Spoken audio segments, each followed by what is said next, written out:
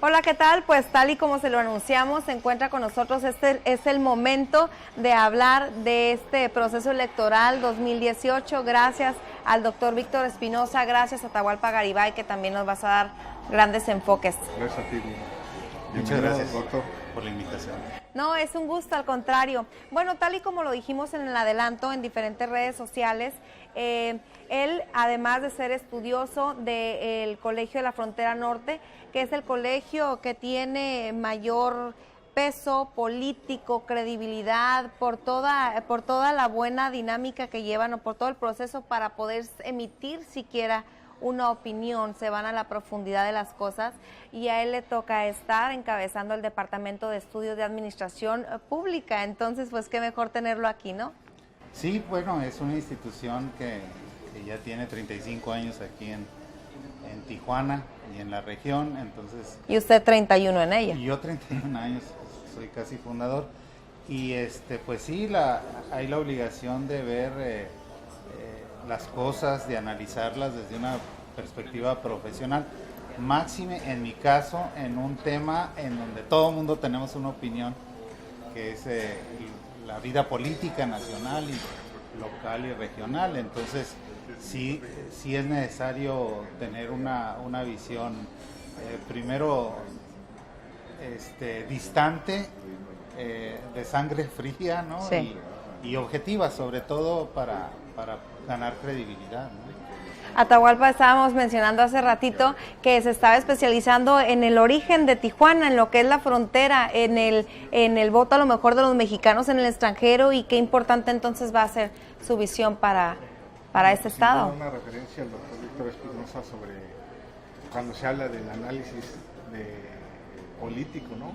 Ya sea de procesos estatales o federales, y este proceso electoral pues va a ser muy especial, porque es un proceso federal donde se va a elegir presidente de la República, senadores de la República, diputados, y pues va a haber candidatos independientes. Yo he seguido las opiniones escritas, verbales del doctor, y bueno, me gustaría conocer su opinión respecto a este fenómeno que se va a dar en el país, de que ciudadanos van a poder competir sin partido, y en Baja California qué tanto impacto van a tener. Sé que también ha opinado sobre que el bipartidismo en Baja California es predominante, y si en Baja California avisó un nuevo escenario donde el PRI y el PAN predominen en la elección, porque a nivel nacional son tres los frentes, ¿no?, los que están ahí. Doctor. Sí, bueno, por un lado la complejidad es cierta, es la elección más compleja. No solo se renueva el Congreso Federal, la presidencia, que es la madre de todas las batallas, de todas las elecciones, pero también hay elecciones locales en 30 entidades para el mayor número de elecciones concurrentes. Pero además el voto en el extranjero es un fenómeno que ha venido ganando terreno e importancia, y va a haber en esta ocasión, de las 9 entidades que eligen gobernador, en 7 de las entidades se va a poder votar desde el extranjero. Y además, con la reforma de 2014, se eligen senadores también desde el extranjero. De manera que va a haber de una gran complejidad, una elección cuyo proceso electoral inició formalmente el 8 de septiembre y que conforme vayamos viendo avanzar, pues vienen días importantes. Una de las cosas que mencionabas, Atahualpa, es el de los frentes que van hacia coaliciones, y el 31 de diciembre es la fecha límite para registrar las coaliciones. Sí. Este famoso Frente Ciudadano por México, que integran el PAN, el PRD y Movimiento Ciudadano, tendrá que definir, todo indica que sí, si se va a convertir en una coalición electoral, y entonces va a participar con un candidato. Y vamos a ver también de qué manera lo eligen, porque están en ese debate de manera interna, ¿no? Uno de los ¿no? temas más importantes, y que tiene que ver incluso con la salida de una de las aspirantes más connotadas o más fuertes, según las encuestas exteriores al partido, Margarita Zavala, y ahora su registro con el otro tema que mencionabas, las candidaturas independientes, que es un fenómeno del 2015 para acá. Pero ha sido un boom, y ahorita nos lo va a explicar también el licenciado Pulido Castro, porque se encuentra aquí con nosotros. Él pertenece al Instituto Estatal Electoral del Distrito 5 aquí en Tijuana. Pero con tanto libro estaba viendo muchísima participación, mucha documentación también.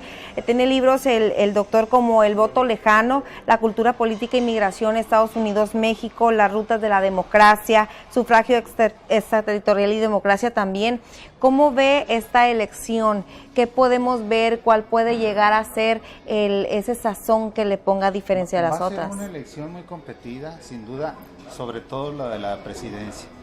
Es muy probable, así ha sucedido en otras ocasiones, que la elección presidencial el nuestro es un sistema presidencial. Sí. Por eso la importancia de quién ocupe la presidencia.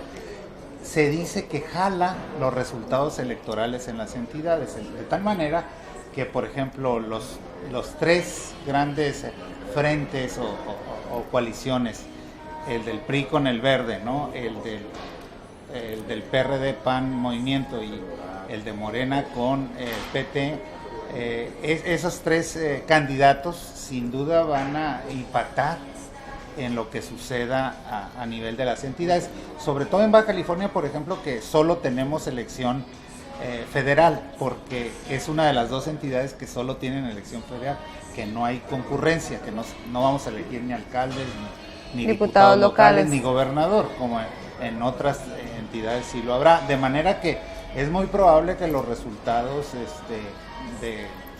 a nivel federal pues lleven en esa dinámica, sobre todo porque si bien el nuestro es un sistema presidencial, que significa que el candidato se personaliza mucho, entonces al rato no importa quién te apoye, sino si se habla de o Andrés Manuel o José Antonio Mido o Ricardo Anaya, ¿no?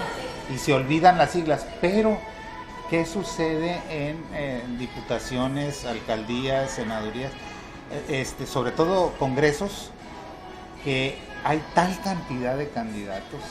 Ponte a pensar, por ejemplo, si en Baja California hubiera concurrencia. Aquí nomás tenemos 8 distritos federales, pero tenemos 17 estatales. Si tuviéramos como en otras entidades, imagínate la cantidad de candidatos en un solo distrito. Si así en una federal, hagan ustedes el ejercicio ya cuando estén, que un ciudadano con un nivel de conocimiento, de participación, te diga quiénes son los candidatos de su distrito a la imposible, por eso se dice que el sufragio es escalonado, ¿no? Ya agarran por partido y todo eso. Así como ocurre en otras entidades, hasta cierto punto sería positivo, o sea, sería saturar a la gente de rostros, de hombres y de mujeres, o de mujeres y hombres, y de partidos y de policía, pero ahí sabríamos realmente quién es el más conocido por dos razones: por cosas positivas o por cosas negativas, porque podemos ver una boleta tapizada o completa, saturada en hombres, pero de gentes que nada más cumplieron con los requisitos con determinados partidos o para llenar, porque ha habido candidatos que nada más llenan el hueco. Ahora, ¿qué hay, doctor? Perdón, Atahualpa, por la interrupción.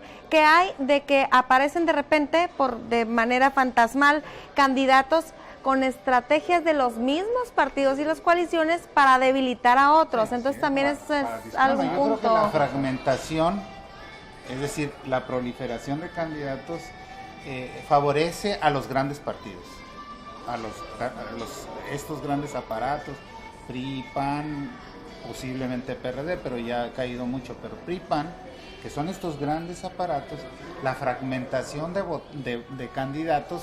¿Por qué? Porque finalmente el ciudadano ni tiene idea y se va por las siglas, dice, bueno, pues estos son los más conocidos, etcétera, o los que tienen mayor capacidad de difusión. Sí. ¿No? De moverse y de posicionar a un candidato. Agrégale las candidaturas independientes, que yo llamo mejor sin partido, porque son independientes de hace del 10 para las 12, ¿no? Todos sí, claro. estaban militando, Margarita estaba militando. Entonces vamos a poner aquí candidaturas sin partido. En ese momento, ¿no? Entonces no tanto sin compromisos. No, bueno, nadie hay químicamente puro, no existe, pero se inscribieron o manifestaron su deseo de ser candidatos, 85 a la presidencia. No, bueno. 40 los palomearon. O sea, ahorita hay 40 aspirantes que tienen que reunir filtro, ¿no? 866,000 votos. Si los 40 entraran, necesitan 34 millones de votos de un padrón electoral de un listado de 86, 87. Pero al final de cuentas también estaban analizando que no tienen que repetirse los simpatizantes de firmas de uno y de otro. Se le anotan al primero que los consiguió, al primero que los registró, los otros se anulan. No, yo creo que van a pasar 3 o 4, ¿no? Los podemos hasta decir. Yo creo que Margarita sin duda, Pedro Ferriz por su conocimiento en los medios, a lo mejor Armando Ríos Peter y el Bronco. Sí, no veo alguien más que logre reunir ahora 866,000 válidos.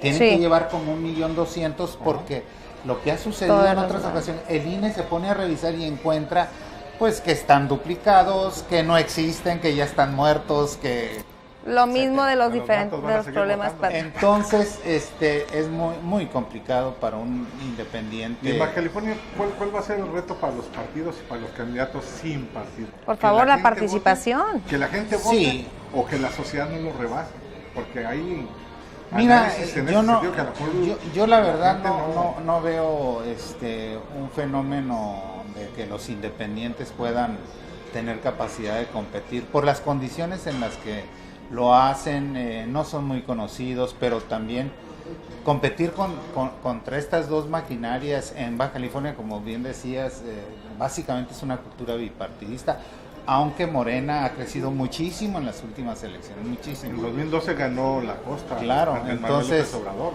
depende mucho de cómo le vaya a Andrés Manuel a nivel nacional, ¿no? Entonces, pero es muy difícil para un independiente que logre competencia. Además, habría que ver, a lo mejor el vocal ejecutivo del 5º distrito trae el dato de cuántos candidatos independientes aprobaron el primer paso de los 185 que fueron aprobados a nivel federal. Bueno, es a nivel federal porque en Tijuana solamente se ha registrado muy poquitos, Felipe 185. Daniel Ruanova Zárate al distrito 5, precisamente de eso le vamos a estar preguntando. Pero a él ya le deberían dar en automático el registro porque cada elección tiene colección de boletas electorales. Sí, ha sido muy... Desde el 95 yo recuerdo. Felipe, sí, claro.